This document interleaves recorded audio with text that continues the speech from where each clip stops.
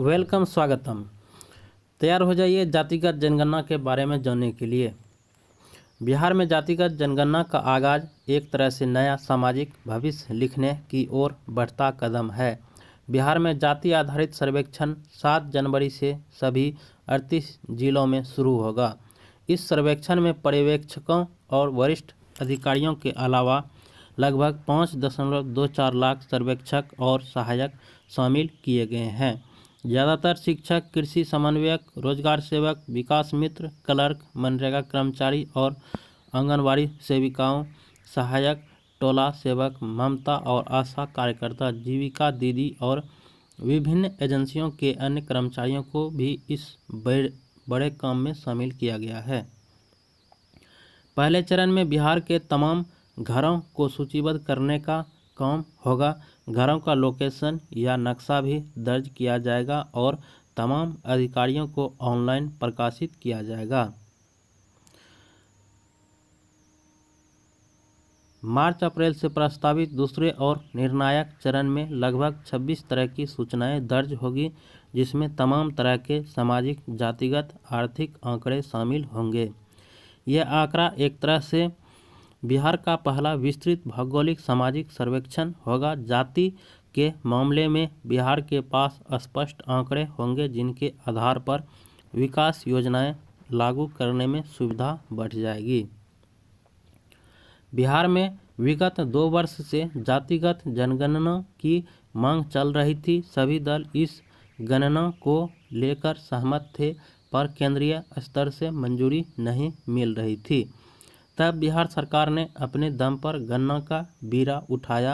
एक सर्वदलीय बैठक के बाद 2 जून 2022 को राज्य कैबिनेट ने परिवारों की सामाजिक आर्थिक स्थिति की जानकारी जुटाने सहित जाति आधारित सर्वेक्षण के लिए भी हरी झंडी दिखा दी। गणना का अब फैसला पुराना है और बुनियादी तैयारी में स्वाभाविक ही 6 महीने का समय लगा है। सरकार की तैयारी पुख्ता दिख रही है और जिसके नतीजे शायद इसी साल जून से सामने आने लगेंगे।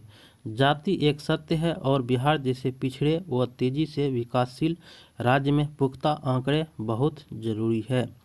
बिहार राज्य अभी तक केंद्र की रीति नीति के हिसाब से चलता रहा, लेकिन अब बहुत जरूरी है कि यह राज्य अपनी ज़रूरतों को देखते हुए विकास का नया भविष्य लिखे।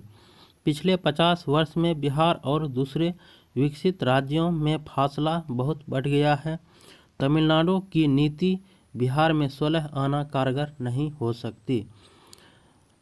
अतः इस हकीकत को अगर हम समझें तो जातिगत जनगणना की भूमिका समझ में आएगी। बेशक जाति से ऊपर उठकर आचरण करना चाहिए, पर यह हकीकत है कि जाति के आधार पर पूरा व्यवहार चलता है, जिससे सामाजिक और आर्थिक स्थिति भी प्रभावित होती है। जाति के आधार पर आरक्षण व योजनाओं की जरूरत से कोई इनकार नहीं कर सकता। बीत गया वह समय जब समझा गया था कि जातिगत जनगणना से समाज में भेदभाव बढ़ेगा। इसी का परिणाम है। आज़ाद भारत में सरकारों के पास जाति संबंधी परोक्ष आंकड़े तो हैं, पर कभी इन्हें जारी करने की जरूरत नहीं समझी गई। आज यह सोचना भी सही नहीं है कि जातिगत आंकड़ों को कोई नियंत्रित कर सकता है या उनका दुरुपयोग हो सकता है।